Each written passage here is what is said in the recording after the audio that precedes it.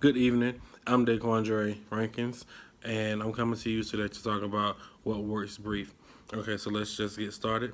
If you see me looking back and forth at my computer, or now I'm looking at my notes from my computer and the notes I've written down as well. So, question number one, share an aha moment. One aha moment that I definitely had. I did not know that you needed a transitional type of activity for children in daycare or any type of environment, rather. Um, One thing I definitely learned is, well, from being in the daycares last semester, yeah. So last semester, I definitely learned that it's very hard to transition a child from one activity to the next because you don't want to keep saying be quiet, be quiet, be quiet. But I've realized that when I had to do my lesson plans and I did it with the whole class, I didn't realize that I needed something in the middle to really just have them do until the next activity is set up. Furthermore, um, that just stuck out to me the most because it's like I never understood that you needed some type of activity just for a child to transition to the next activity. And I definitely understand it now only because because I have my personal experience, and it's like children definitely get out of control very fast. They can really get into anything if you aren't looking, to be honest. So you just have to be mindful and pay attention when you are at a daycare or anything like that. So just make sure you have a transitional activity. For me, I know for next time I go over there, go to the child development center, that I will definitely have some type of transitional activity for the children. Number two, provide an example of how a child is able to function in his or her own environment through strategies like provided by caring educators and by using their cognitive and social strategies to pretend. One thing I wrote down from my notes is on like one example, like from the story that we read, like right before we went into the actual full blown article, is that the teacher had the little boy hold a partner's hand while like walking down the aisle. I mean, walking down the hallway, because she knew from experience when he's walking down the hallway literally by himself, he gets very rowdy. He gets his mind goes another way. Not only that, but she also understood that when he walks with a friend or a buddy type of thing, that he's able to calm down and like literally transition from the outside environment to the inside environment.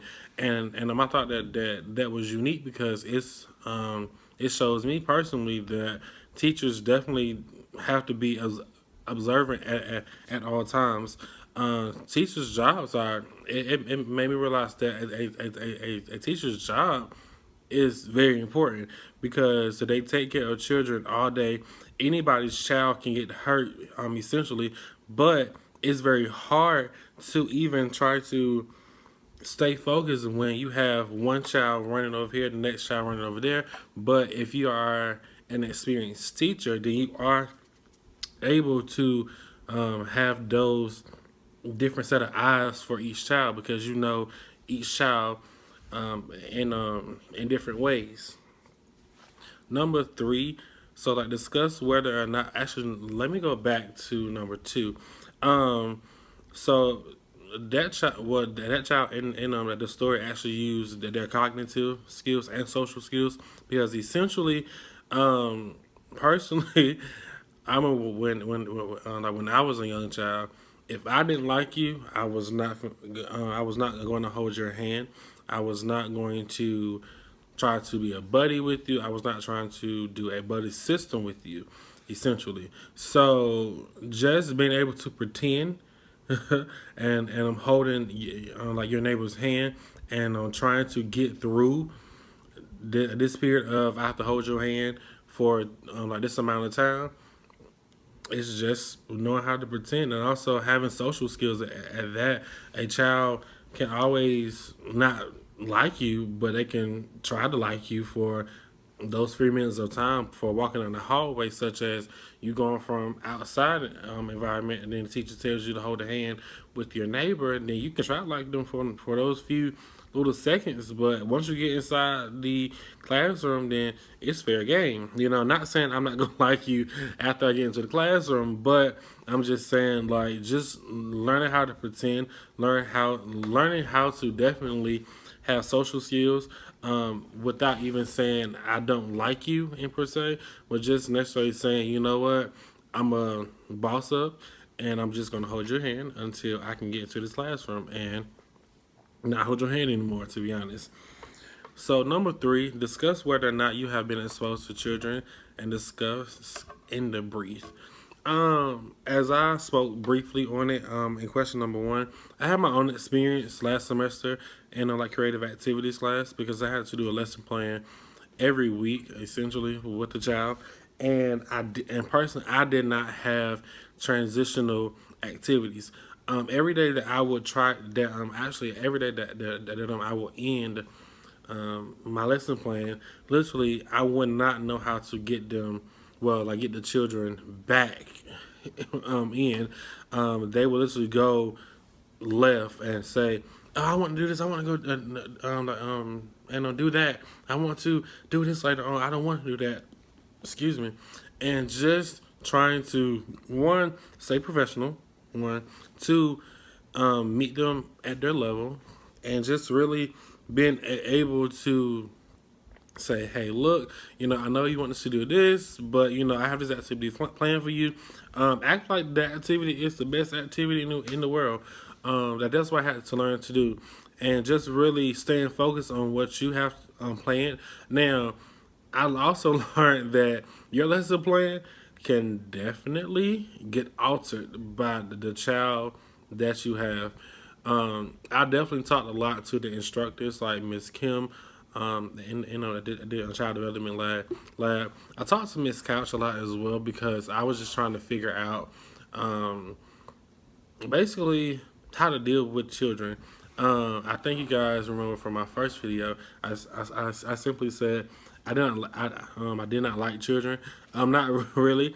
I think that is the reason why. Not necessarily I don't like children, but the reason why I personally know I can't deal with the child, because I don't like to raise my voice.